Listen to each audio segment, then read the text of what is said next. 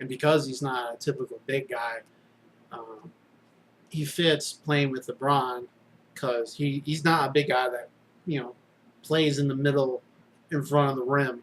He's not like a physical force to impose himself on other players. He's a shooter. And when LeBron cuts the rim or makes a move towards the rim, he frees up other players he has on his side. So I think Bosch works well for that. He's not a physically imposing power forward. I mean, he plays center when they go small, but he's not a true center. I'd barely consider him a power forward. He's more of a small forward, in my opinion. Go ahead. I'm not saying that it's not possible for Wade or Bosch to leave, but in my opinion, I think LeBron James would be the most likely to leave, just because both Wade and Bosch, I believe, they both have families, and for players that have kids, it's harder for them to pick up and leave. Yeah. Like LeBron has them too. He has. LeBron has kids too? Yep, I didn't know that. Whoops. Yep. Sorry. Learn something new every day. So they all have kids. Yep. Okay. Yep. All right. So that would be one reason why they would all stay, because especially if they have young kids, they wouldn't want to. If they had the power to choose to stay or go, they would choose to stay for family reasons. That would be one reason why all three of them would stay. That's why Steve Kerr stayed in California. He turned down coaching the Knicks to coach Golden State. He wanted to stay in California because that's where his family was. That's definitely a big reason why players decide to stay, because they're already established there at their particular city or state. If LeBron leaves the Heat, how bad are Heat fans going to give it to him? Like, do you think they'll be full of hate like the Cavs fans were? They'll be better. But then they'll probably turn into whatever fans of the team that LeBron goes to, because or at least a portion of them. Probably a good amount of them. Or most of them. All of them, probably. Because, I mean, I get it. He's a great player. And wherever he goes, he's going to have a following. Whatever team he's on, even if he's on the crappiest team in the league, everyone's going to turn into that team, a fan of that team now because of LeBron James. So that's understandable. But as far as the Heat fans now, if they weren't longtime Heat fans and they just become ones because of LeBron James, they'll probably leave. They'll probably pick up the LeBron James Lakers jersey or a Houston Rockets jersey wherever he goes if he leaves. Do you think LeBron James will have another special I hope not. I think his decision? I think he's learned that was pretty messed up and brought on more, attention, negative attention than it needed. It was great for the time and it got good ratings, but it was terrible for his, publicity. Don't get me wrong, as far as charity goes, because I think he donated a lot of money towards charity. Yeah, he did. Which is great. I'm not going to knock a guy for that. But as far as the special goes, it wasn't necessary. It's very ego-driven. If I was a Cavs fan at that point in time, I would have been pissed. It's like basically LeBron's rubbing it in your face. Yeah, I'm taking my career to Long Beach. It's like, really? What other player needs a special to make a decision? Seriously? To Long Beach, which is in California, by the way. Also, you got to keep in mind, he was probably 21 at South Beach. What? I say he means South Beach, don't you? Oh, yeah, Long Beach is in California, right? Oh, I got my beaches screwed up. I've been to so many beaches. I lived on a beach for a couple years, but that's another story. Oh, no, not really. But anyways, South Beach. Yes, thanks. But yeah, I think you gotta keep in mind also, LeBron was probably 21 at the time. He's probably immature, probably got bad advice, but still, I think he did what was in right. retrospect, for his career, because if he was stuck in Cleveland, he wasn't winning anything. But Cleveland rocks. Yeah, right. None of your teams rocks, Cleveland. I'm sorry. I'm just kidding. Maybe the Brads with Menzel. Yeah, maybe Johnny Manziel will help you a little bit, but I doubt it because he's going to be injured probably most of his career. So, good luck with that. But yeah, I was just talking about as far as the special goes. Maybe Yeah. you got bad advice about the Yeah, special. doing that. Yeah, that Yeah. was very. Who knows? That was a smart idea. But yeah, if he does decide to go to a different team, there's not going to be a special this time around. I don't think. He'll make his Most likely. He'll make his announcement, have a press conference, and that's it. And then we're gonna talk about it for the next month. Ad nauseum. Like LeBron James leaves Miami, what to do now? Blah blah blah blah blah. It's gonna be the end of the world for Heat fans. It's going to be like the similar type of thing when Brett Favre kept coming back in and out of retirement.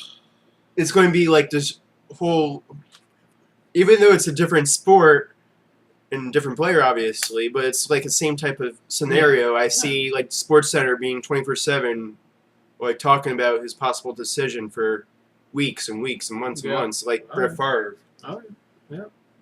Anytime a big player makes a change like that, and it's a polarizing or very, popular player, they gotta focus on them because it's what everyone's talking about. So, yeah. Now, if LeBron goes to a different team, do you think he'll automatically be the face of that franchise, or would that depend Hands on down. what team he goes to? Name me one player that's bigger than LeBron James in the NBA right now. Don't say Kobe. Tim Duncan? Because he won a championship right now. But if you take a team, Carmelo? if you're please, the black hole of the NBA. I'm just kidding. But no, if you're building a team and you're starting from scratch, who do you take? Tim Duncan or LeBron James? Well, I would possibly take Tim Duncan in his prime. Tim Duncan's near the end of his career now. Even though he's still a great player, he's near the end of his career. He might be retiring. But I would take Tim Duncan in his prime. But if you're saying currently, right now? Currently, right now. Because that's what matters right now. I don't know. I guess probably LeBron. I mean, I can't dispute it that he's one of the best, if not the best, to play this game right now. But if Kobe was in his prime, I'd choose Kobe. If he didn't have surgeries and get injured all the time and become kind of a ball hog himself like Melo, then yeah. But if LeBron's the best player for the reason, and wherever he goes, he'll be the face. He'll have his posters up, and he'll be on every billboard. He's still only in his late 20s, right? Probably 29 or something. 20s, 30s, early 30s maybe. So he's still relatively young. He's still got.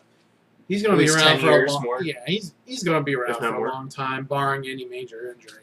So he'll be around. We'll have to deal with this kind of stuff all the time. So,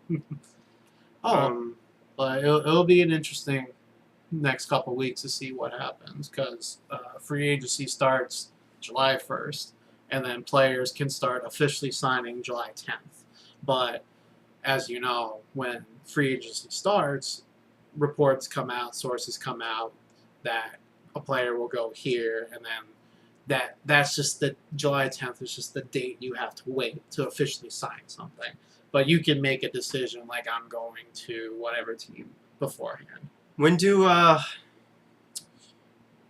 they use those ping pong balls? When do they? Oh, that draft that already happened. Oh, did it? Cavaliers have the first pick. Oh, I must have been living under a rock at the time, or maybe I was at Long Beach. Yeah, his mind was in Long Beach.